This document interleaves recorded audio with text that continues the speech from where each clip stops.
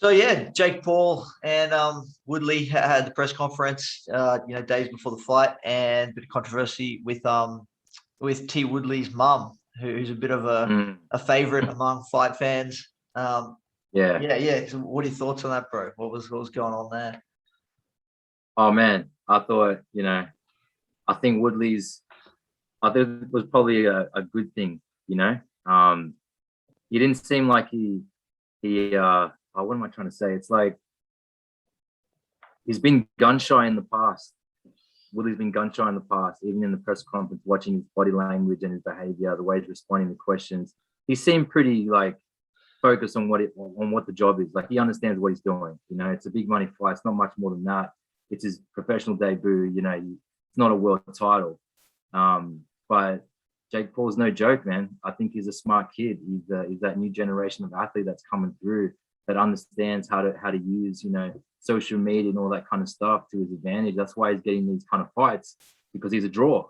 It doesn't matter about his record; he's able to get the draw. So, and then hearing some of his interviews, he's well spoken. He understands the fight game. He sounds like a student of the game, and he's a specialist. Like, yeah, Woodley's a 5-time world champ, but this is boxing, man. This is different. This is accumulation of punches. You get a 10 count, you don't get pulled out straight away, right? Um, so yeah, that's my thoughts. Yeah, I think you're right on. Woodley has he's obviously a beast, but yeah, the context of striking in MMA is very different to striking in boxing. The threat of the takedown, the level change is certainly a big part of Woodley's overhand right setup. Is something that's non-existent in boxing. People aren't worried if you're level change, you have to worry about being taken down and held down, anything like that. So it does change. It has to be set up in different ways. And he's a fighter that has relied on athleticism, and I think that sort of shows when you look at he's lost his last 4, hasn't knocked someone out since 2016, and not to take anything away from what is an incredible fighter, but Oh, he did he's a fight, beast. but he did fight an attribute game, and those attributes go away with time. Even if you are at one point the most powerful athlete alive, in years from then, you won't be. And that's, I guess, something that he's it come undone by as he's gotten older. 39 now, and the ability to close the distance so explosively has deteriorated a bit. And then you got a 23, 24-year-old, I think, Jake Paul, who's obviously a very good athlete himself. Is, and like you say, specializing in boxing is a difficult challenge to cover that distance that quickly and outwork. So I think his as much as I'd love Woodley to knock him out, I think it's going to be a real challenge. That's the only way he's going to beat him. It's only going to be a knockout. If Woodley wins, he's going to catch him. That's the only way he wins. And I don't know. I feel like because of the skill set, because it's a specialist, if you're a purist, you know how to roll with the punches. So I think it'll be a similar fight to the Mayweather McGregor fight. I think he'll blow his load early and he won't be able to recover. And then I think Paul puts him away in 8. Yeah, it's a brutal, a cruel mistress, the fight game, and that's that's exactly right. No one stays on top forever. It is brilliant. I mean, like I say, I'm really not a fan at all of Jake Paul, but the way that they've gone after MMA fighters, YouTubers and MMA fighters, it really is genius because it is a different thing. Yeah. And like you say, the specialization now, I don't know if people understand. It looks the same. It looks like you're just throwing punches, but it's a very different, endeavor when takedown wrestlings are involved and jiu-jitsu and the skill sets and the point system and the knockdowns and all those sort of things are so important. It becomes more and more its own thing. So yeah, I guess you're going with Jake Paul, as you said, in the 8th. I'm going to go with Woodley by overhand right hand. In the first. Ooh. No, In the first. That's a massive call, man. Yeah, well, I think that's the only way he's going to get it. So I think if he can't bridge quick enough, if he's not still quick enough for him, then he's on the way down. But that, the press conference this morning, I guess what I really hated was seeing Jake Paul's team having a go at Woodley's mum and that. When it sort of scanned to the crowd, you could see the guy, you know, it looks like some skinhead, neck tatted, which whatever, but having a go at his mum and that, you know, I just really thought that was disgusting. And oh man, it's disgusting behavior. I don't know if it was. I feel like Jake's Paul's team would have been behind, like, you know, I think that, I don't know, like, it's just speculation, but they might know the person or not, but usually your team's behind there with you. You know, they're not sitting in the crowd with the press, right? Is that how it kind of works? Or like your team is usually with you, you know, when you're doing these kind of build-up events? Yeah, those kind of like UFC, like when you're weighing in and that, you'll have like your 1 or 2 cornermen with you, then the rest will be out in the audience observing as well. So it's not like you've got everyone there. So that's what they're doing. They're just supporters and that from both teams in the audience as well as other spectators. You know, just puts a tarnish on it, you know, like fighting's supposed to be fun and exciting, and you know, there's an honor amongst the fighters, you know, like there's something special about it when you engage in some sort of combat, you know, regardless, like, to put yourself in harm's way. It's not everybody can do that. So to be in the crowd and behave like that, I don't like associating with that type of stuff. But I mean, it gets people talking about it, like we're talking about it.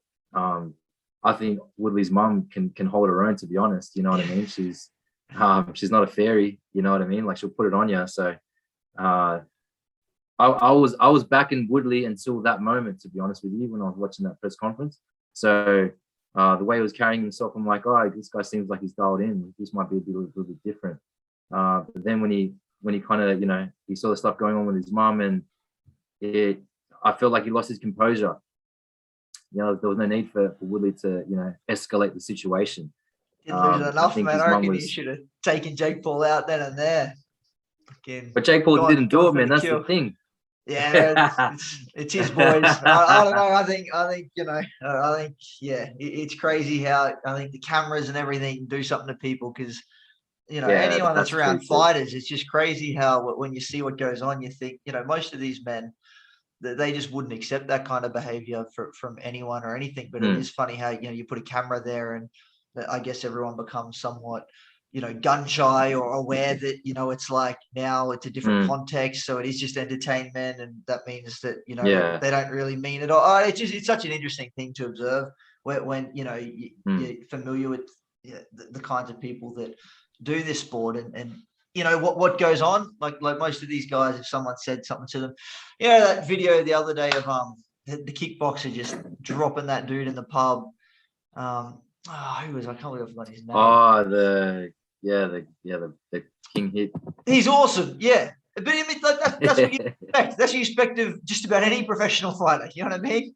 And then when they get this press conference, like no one's doing anything, and everyone's just like playing this game, and it's interesting. But we spent so much time, you know, talking about sports psychology and how you can improve your performance, you know, from that. And I guess in the modern era, the McGregor era, we've sort of seen psychology weaponized almost as a means to not just improve your own performance, but to diminish the opponent's performance.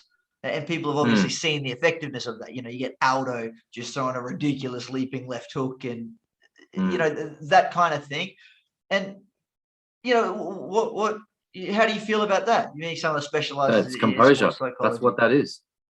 You know, that mental warfare in the build-up, the psychological kind of, you know, tactics you can use. It's all to put your opponent off, you know, off center, out of equilibrium, you know, unable to manage their arousal levels. That's what that is. You know, it's Aldo, you know, lunging out with that hook. That was just him not being composed. He lacked composure in that moment.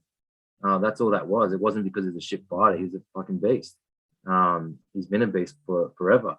But in that moment, he lacked composure, and McGregor capitalized. I feel like that's, you know, we won't know until Sunday, but I feel like that's what happened to Woodley in that moment. You know, he lost that little bit of composure. Before that, he was rock solid. And anything that Jake Paul was saying to him, man, it was like water off a duck's back. It didn't matter.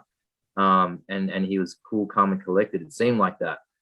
But then afterwards, in some of those posts, Yeah, sorry. Yeah, no. So, 100%. Am on track with there. That's Woodley focusing on himself, and that scenario. If you're working with him or your athletes, you're saying if these guys come at you, they try anything, that's all them. This is how we're gonna process, internalize, and focus on ourselves. But what about flipping the coin? Like, obviously, be effective. Like, would you with your athletes go, hey, look, I'm seeing a trend here. Like, we can actually get in these guys' heads. Do you know what I mean? Like, I want you to push this guy in the way. And I've seen him fight before. He got pushed. When he gets emotional, he's terrible at that. He's got poor composure. So let's bring that out. Let's incite that. Because I guess why I'm asking, because then it goes deeper again when you go, well, why are you pursuing martial arts? And, a lot of those conversations, it's improving and seeking, success with yourself, and those values and that you have become really important in reaching that high level. And there's an interesting, I guess, relationship there between where is the line, like all's fair in love and war, where we're going to fight this guy. So why not develop a whole framework of ways to mess with your opponent's composure? Yeah. No, I agree with you. And I think it comes down to how much does it take away from your general kind of arousal. So, if you're able to kind of, have, if you've got naturally good banter, if you little pranks and stuff that can work, that don't drain too much energy out of the system, because otherwise you're investing too much energy into something that is probably not really that helpful. But if it's like, if you look at Jake Paul's body language and behavior, it doesn't look forced. He's naturally kind of that way. Sometimes he muddles his words and that, but he's trying to get it out, but he's not trying to be something that he's not. He doesn't seem like it to me anyway. Especially in some of the like one-on-one interviews that he does, he's very well spoken. He's sharp. There's a method to the madness. That's the sense I get when I watch him and his body language. Not everyone can be like that. So like, I definitely think it's something you can come up with, but maybe it's something you get someone else to do for you, to come with a game plan. Because if you're thinking about all that, you're not thinking about executing skills or dialing in some techniques or working on your strength and conditioning. Like, it takes away from some of those areas. So I think it's an art form. Some athletes, I think, have got it right just intuitively. And then some athletes, I think, get it really, really wrong. Like Chael Sonnen's a beast at the trash talk. But I think in some fights, it wasn't helpful for him, or he put too much into that as opposed to working on other areas of his game. Right. Yeah. I mean, I hate it. I think it's something where, the whole idea of like, you don't want, it's like if you could food poison, your opponent the night before the fight or something, and there's been accusations of exactly that come out over time. And it's like, well, you want to be the best, you got to beat the best. It's that kind of thing. It's the Max Holloway thing, like Max Holloway. Yeah. You think that kid wants these guys to show up tired, unrested, without a good camp? No, that kid, he wants the best. Do you know what I mean? He wants them done. And, like if someone, whatever, they had a hotel problem, I reckon he'd be the guy that goes, I got a room for you. Do you know what I mean? You sleep in that room. Yeah, we'll fight tomorrow. Like, you know what I mean? Like, it's just this completely different way of looking at it where it's not like I'm putting spies in your camp. Instead, it's like, no, what are the rules here? May the best man win, which, that is that honor thing, I guess, that it comes back to. But more so, I like to bring it up because I've got, young fighters and that I train now, and our role models all are fundamentally in terms of like popular fighters. A bunch of guys playing this trying to get in each other's heads, and and obviously it trends, and it's good for their finances because, like you say, it gets attention, it gets people talking about it. But I certainly think whenever you do the thought experiment, if that was your little brother, or if you got kids in that, how would you want them to behave? And like it is an interesting thing, and I do like that the point that you often bring up of how you got to know your why, and really why are you doing it? Is it just for fame and money? And if that's the case, then whatever. But if there's more to it than that, and there probably should be more to it than that. And most of the greats, or those that are remembered as greats, that have legacies that I guess you'd want to leave behind, have had somewhat a strong value system. But then, I mean, hey, Muhammad Ali, he and went to war Yeah. with everyone psychologically, and that, you know, it was an art to his way too. You know, he had the rhyming, you know, and it was like, there's like a real beauty to his banter, you know, his trash talk. It wasn't malicious or whatever. It was smart. It was calculated, you know. Yeah, but it's not going to work for everyone. So if it's something that you don't like if you think it's shit, then, you know, why would you do it? Like Hicks and Gracie never had to do any trash talk. You know what I mean? I think it just, but I think with the way the world's going now, that, you know, that's slowly becoming more and more part of the experience, right? If you really want to get to the upper echelon of the big money fights, the big paydays, the UFC cards, the main cards, or whatever. If you're not a draw, it makes it really hard, you know, unless if you go through the fire and beat all the people and work your way up. That's one way, but not that it's a fast track way, but it's the whole package, you know. It's kind of what McGregor, you know, said, man. It's the whole package, it's the whole thing together, every part of the game. It's like hip hop. There's, you know, 4 elements of hip hop, right? The breakdancing, the ciphering, the DJing, and the graphing, you know. You know, similar to the fight game, there's the different combat disciplines, then there's, you know, the build up, the promotion, and then you know what I mean, like there's more to it, there's layers, there's, you know, it's all in the details. I hear you. Yeah, and I mean, it is interesting, you know, like I guess at what point, you know, like as in Jake's older brother Logan seems to definitely, for whatever reason, you know, decided to try and behave in a way that is more admirable by, you know, the values that most people hold, which certainly wasn't the case in his younger days, and he copped a lot of flack for that. And it's interesting that he did make the change, and you know, we saw you know, similar changes from McGregor, then changes back, and I guess, you know, like he was a guy that you know, like McGregor. Another one who I actually like how he does it is Adesanya, because I think, like McGregor in the earlier days, I don't think they really went after people with trash talk. I think it was more they were so good at what they did that people would get asked about them, and out of jealousy and out of fear that, you know, it's hard to stand by and see someone who really is that talented and that hardworking doing the things that they do without coming up with some kind of excuse or whatever, and that ends up being, you know, like I think a lot of the early McGregor trash talk was reactive. It was like people were saying things about him. Oh, he's not that good. He's not that. When he hadn't said it, then, you know, you're seeing these guys going, and then he just come after them. Which, I mean, fine. Like if someone's, you know, bringing the fight to you, and I think that's a big difference between, you know, how he acts now and how he acted in you know, what would have been his sort of prime time, looking back on things, you know, so far. And I think that's what Adesanya does really well. You know, he's responding brilliantly to people's comments and that, but I don't think he's really, you know, if people are showing respect and that, I don't think he's really going after them. It is much more of a reactive thing. And it's just interesting to see it through. Yeah, I think there was a realness to it. There was a realness to it back then, right? There was an authenticity to it. It was real talk as opposed to trash talk, which I think is what you're kind of describing with Adesanya, right? Like he's just being honest. That's what he really thinks. There's you can feel it, you can sense that the genuineness of what he's talking about. But with the shifts in McGregor's behavior, it's almost like he's starting to contradict a lot of stuff he said when he was coming up. You know, it's inconsistent now. I think that's why there's the flushes going back and forth, and you know. I like that, bro. To me, that just to me reflects inconsistency, right? There's too much change too quickly.